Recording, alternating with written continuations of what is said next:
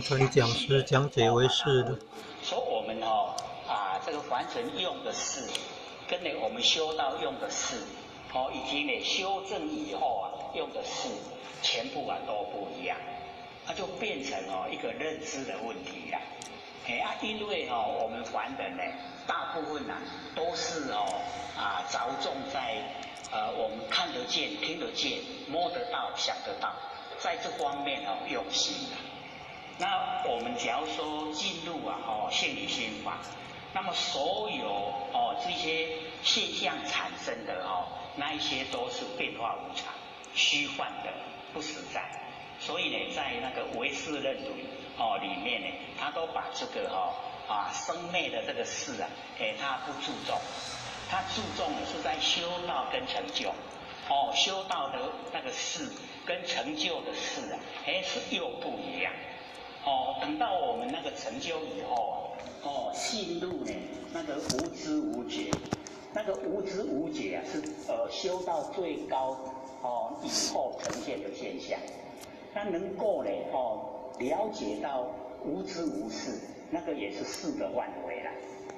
可是呢已经是很高的状态。是借着语言来说而已，它本来都已经离开语言，离开形象。那我们在修持的时候就是要进入就是我们的正知正见，正确的知见。那正确的知见一样，要把那个根尘相对所产生的那个生灭的事也一样要去掉。所以我们把根尘跟那个生花的那个事六事去掉了以后才可以进入正知正见。进入正知正见我们来修道才会有成就。所以唯识论鼓励我们从这个地方就是入手，就是从那个真如门，不要从生灭门。从真如门入手来修以后，它会有这个一些很殊胜的那一些景象会产生。可是呢，这一些景象产生呢，它也是要我们了解，是给我们信心，而不要住相。住相以后，你就没有办法达到那个最高的程度，也就是究竟。那我们就是要能够就近成佛。本来我们都是佛，那为什么我们没有成就？就是因为我们的知见不正。我们在凡人所用的这一些知见都偏了，都邪了，不正确，都颠倒了。所以要先认识这个不正确的这个观点，它不正确在哪里？它为什么不正确？我们去了解以后，我们才能够产生引导来修。那对这个正知正见，我们有认知了以后，它的行持就有引导，有引导行持功效就跟在后面随时呈现。那你的功效呈现，这个又帮助我们，一方面都有要自己生活，一方面对真理的认识又更深入，更拓展，那就可以回到我们本位。那回到本位以后，真的是都无所谓，没有一点，只是回到本来本性，就具体原因，我们就是做好一种状态。这个也就是唯识论它的内容。还有问题吗？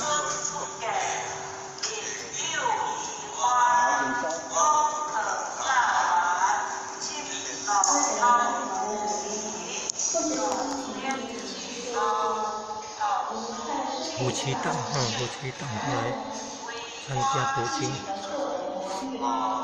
后来11月18号参加读经众演评鉴会考，做大状元，来上台领奖。长辈都在用心学习读经，可以做后辈的好榜样。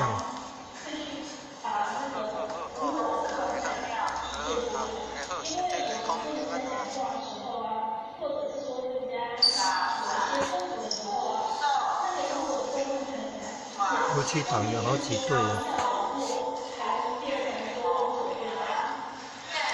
现在影片中看到3对，另外还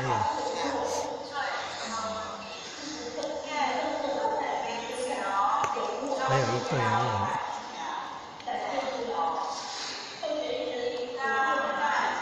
好，请坐。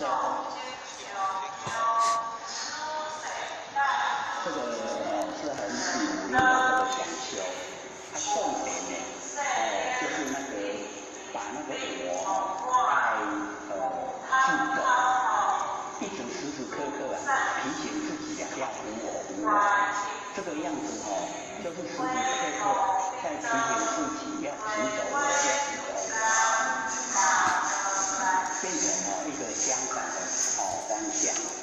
所以呢，就是借着这个讲这个无我来说呢一个故事的就是有一个呢这个修持的这一个比较有空位就是有的去医院看医生啊，没有的。整个等于说我们上次有说那个通灵记通灵，我们这边有聊过。没有还有一个共鸣，就是人生是四口挂西空，不问东西南北风，偏曾为他说波人，低边东西边西东，轰鸣是什么？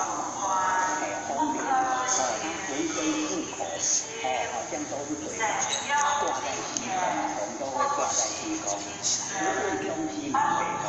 东西南北风一吹都会响，叮当叮当，对不对？所以天神为他说波罗，天神的在讲那个波罗，波罗就是妙智慧，叮叮咚，一叮一咚，就是呢，一直都在讲，说我们这个凡人之中呢，都时时刻刻在讲这个波罗法门。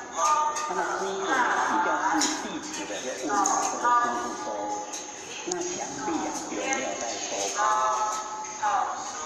所以前面墙壁有没有在说法？墙壁有没有在说法？那个师父说有，然后他就问我没有偏见。那个师父跟他讲，因为你有我，所以听不见。然后那个弟子就问说。那师父你没有听得见吗？师父跟他讲，有你有我，所以听不见。然后弟子就问说，那没有我没有你听得见吗？那师父就讲，没有你没有我，谁要听得见？